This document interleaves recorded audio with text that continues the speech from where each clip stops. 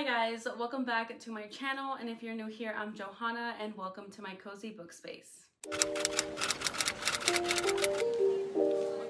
So for today's video, I'm going to be doing my October mid-month wrap-up. These are all the books that I read in the first half of October, so let's get right into it. First book I ended up reading in the month of October was Fall Into You by J.T. Geisinger. I read this at the beginning of October, so when I was writing down my little notes for this wrap-up, I literally couldn't remember much about this book. But I will say I gave it 3.5 stars, and I am running it up to a 4. I know, there is some bias there, but it is a solid 3.5 star, just like the first book. This book did not hit the way that I wanted it to hit. So we have our hero Cole and our heroine Shay. So Shay and Cole meet at this bar. Shay is out with her friends, and her friends dare her to go up to Cole, and Cole is this broody, asshole, mean man. They kind of start off this conversation. Again, the banter is amazing. It is easy to get into. I love how they like talk to each other. There's definitely that physical attraction, and they do basically have like a one-night stand. And then Shay gets an opportunity for a new job, and turns out that she is now the assistant to Cole. So it is workplace romance. It is forced proximity. Again, the banter is amazing. The smutty scenes are amazing. I loved both characters. I did love them together. I just think that plot really threw me. It wasn't what I wanted it to be. It was kind of all over the place. I also think that the repetitiveness of the hero rejecting our heroine so many times was getting tiring. But other than that, I really enjoyed my read. And if you like contemporary romance with morally gray characters, then this is the book for you. I will say that I do read this in my weekly vlog that I posted recently. I will link it up in the cards for you guys to go ahead and watch. I do talk a little bit more about that book in that weekly reading vlog, so definitely check it out if you haven't already. Second book that I ended up picking up was Bump in the Night by Cassie Mint. I gave this one 3 stars. I can't remember the hero or the heroine's name, but we do have our heroine. She is from this small town, and this small town is haunted. There's a lot of hauntings, sightings, paranormal activity going on in this town, but our heroine feels like she is the only one in this town who has never experienced anything spooky. But she's currently working at this popular haunted bed and breakfast, I believe. It is known for being haunted, and so she applies for this job. She is a maid at this bed and breakfast because she wants to experience her first haunting.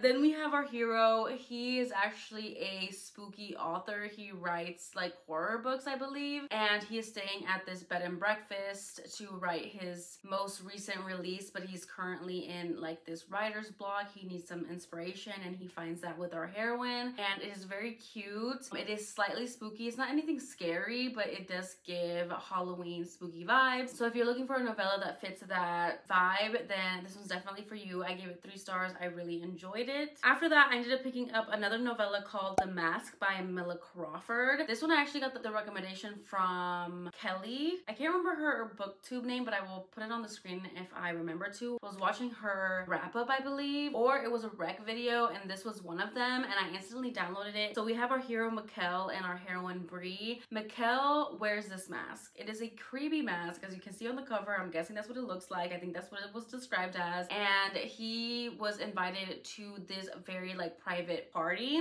I don't know if it's like exclusive invite. It's like a, let's say it's like the rich come to this mansion in the middle of nowhere to participate in this game. Okay, definitely primal kink if you're into that is heavy in here. There is trigger warnings. It is CNC. There is some R play. There is rough sex. There's just all good steamy time things in this novella. So Mikkel, he is the one with the mask, and he's at this party with a couple of his friends. He got invited because he's looking for someone to play this game with, and our heroine Bree is here because she likes a certain type of sexual play, and she's never been able to find it in her previous partners, and she's currently in therapy and like trying to find out why she likes sex this way, and that there's nothing wrong with her for liking it this way. So our heroine sees our hero, and our hero hero sees our heroine from across the room, and they kind of just eye each other up and they like pick each other. And our hero is very possessive towards her from the beginning when another man tries to kind of get into Bree's situation, and then the game ensues, chases her down. It is very smutty, it's very hot, the whole wood scene, like, it's crazy, but then they kind of move on from there. I really like this. I gave it 3 stars. I'm thinking more like a 3.5, really, and it reminded me of a Gianna Darling duet specifically because of the wood scene. But again, I do talk about this book a little bit more in depth in my weekly reading vlog, so make sure to check that out. Then the next book I picked up was Wed to the Phoenix by Eden Ember. I don't really have much to say about this one. I DNF'd it at 65%. The writing is just not for me. The writing was the main factor on why I DNF'd it. I will probably no longer be reading anything by Eden Ember just because I think I've given low ratings to other ones I've read by her, or I don't know, the writing just doesn't jive with me. And then the next one in that series, it's written by multiple authors. I read a lot of books of this series because I wanted to get to a specific one, but after that one I read Wed to the Dragon by Cara Wilde. I gave this one 3.5 stars. I really enjoyed this one. So we have our heroine Ruby and our hero Arion. So Arion is a dragon shifter monster. He wants a fated mate. He doesn't want anything less than that. He has standards. He wants a fated mate. He knows that she is out there for him and he wants that above all. So he signs up to the marrying, what is it called? The marriage agency, where they take his blood and they match him up with somebody with his essentially his fated mate, because they go through the DNA thing. And then we have Ruby. She is actually a thief in her small town. She steals from the rich to give to the poor, and sorry. She ends up signing up to this agency because she finally kind of ran out of her luck and the authorities are kind of looking for her, and to save her family she signs up to get married to a monster. So these two get paired up. This one was giving a little bit like ACOTAR vibes. I'm not gonna lie, not like hella, because it's just like the heroine has to go through these trials. There is like this obstacle game or whatever, I'm losing words here honestly, where the hero Arion, his species, to become king he has to marry, and so then his intended has to go through these trials, and whoever wins the trials of the women, of the fiancés basically tells you who is going to become king. But for Arion, this isn't the main reason. He just wanted a fated mate. He just wanted somebody to love. He doesn't necessarily want the position as king,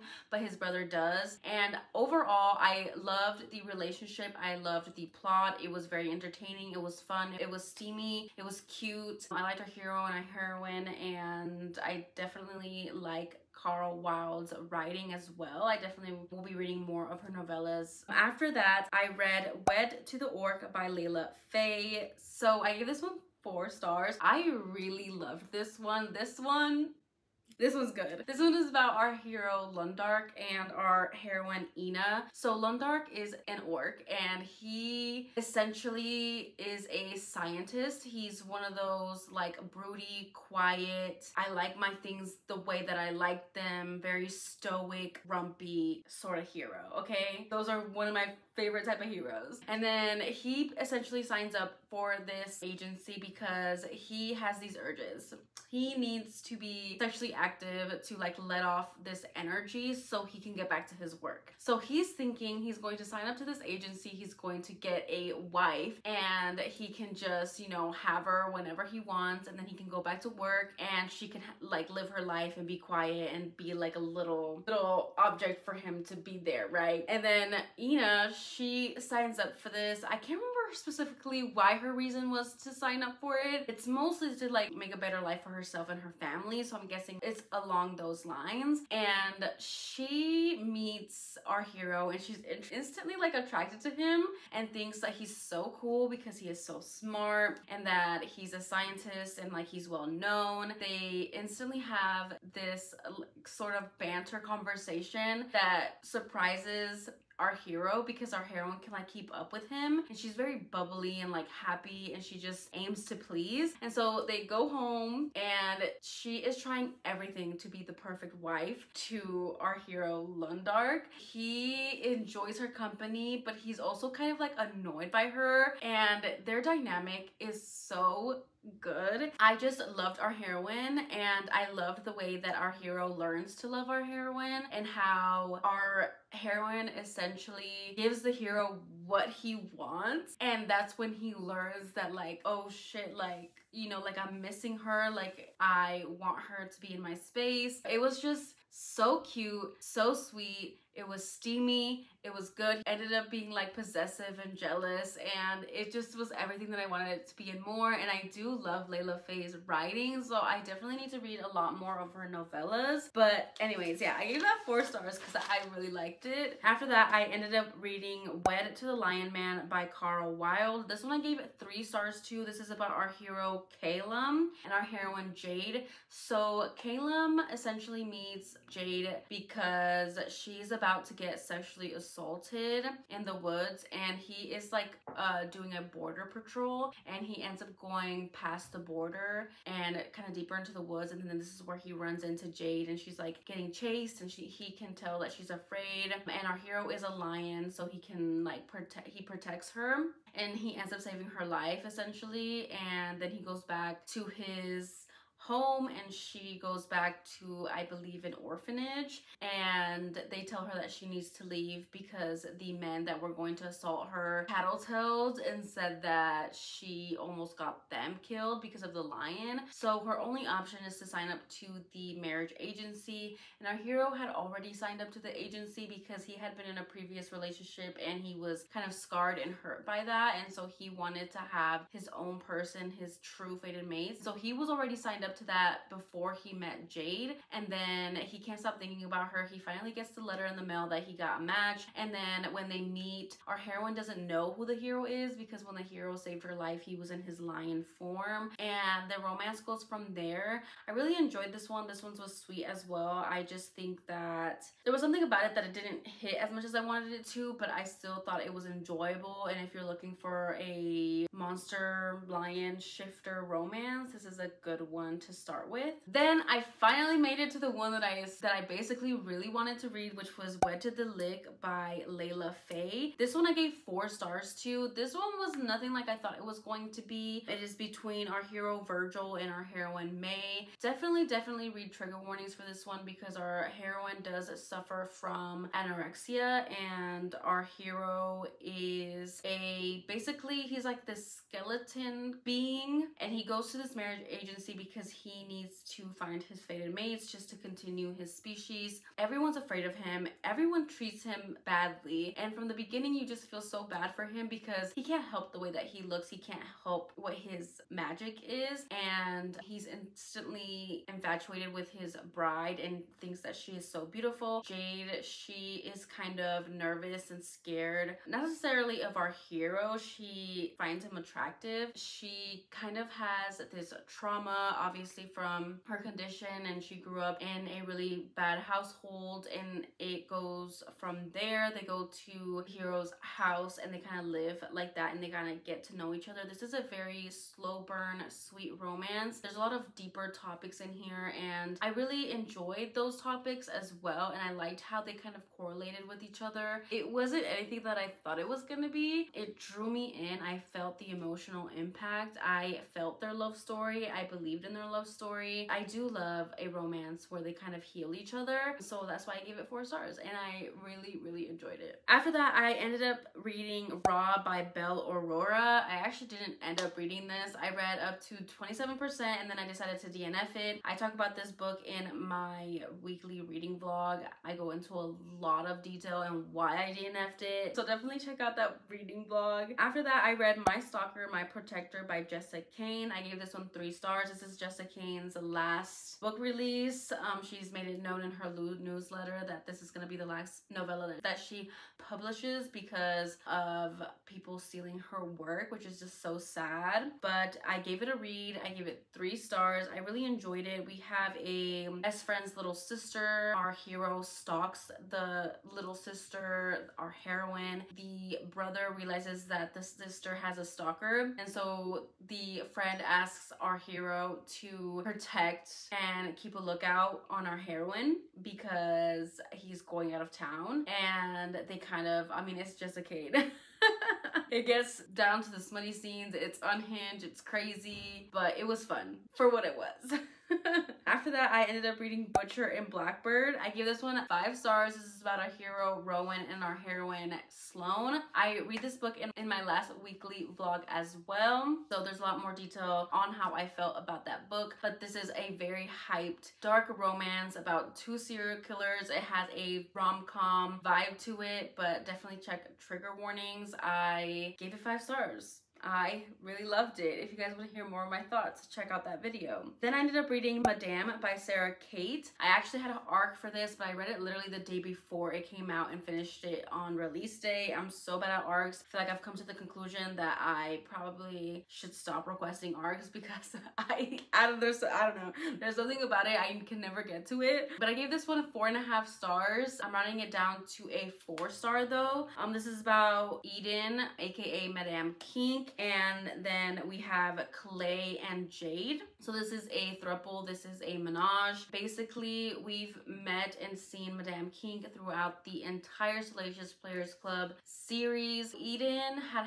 a previous relationship with Clay. I don't know if you would call it a relationship. She basically had Clay as a client, but it evolved into something deeper until it was over, just because our heroine Eden doesn't mix her personal life with her business life, and she has a secret of her own and she protects it at all costs. So that's why her and Clay never worked out. Now moving on, we have Clay in the present time where he is currently dating our heroine Jade. They are kind of in this whirlwind romance. Jade ends up running into Eden while she's with Clay. She notices that there's obviously some tension between Clay and Eden, and so she asks Clay what all that was about, and he tells her that Madame Kink was his dom. This sparks Jade's intrigue in that dominatrix kink club situation, and so she actually pursues Eden on her own to kind of learn how to be Clay's dom and like better fit Clay. And I will say that I loved Eden and Jade together for some reason, and I know this is like low-key unpopular opinion because I've seen everybody else's like reviews about this book and how they didn't really like Jade and they didn't know why Jade was in this book. But I personally think, I don't know why Clay was in this book. I loved Eden and Jade together. I would have much preferred this to be an FF romance, which is why it's not a full 5-star. And it's not to say that I don't like menages, because my favorite book in the entire series is Give Me More, which is a menage as well, but it's a MMF instead of an FFM. Yeah, we basically get to see Eden and Jade from the moment that they meet. So we get to see their relationship build in present time. Sarah Kate does a really good job in presenting the past relationship with Clay and Eden. We do get to see the relationship past tense. And the thing with me is that during present tense, Clay and Eden, I've never really felt them connect truly,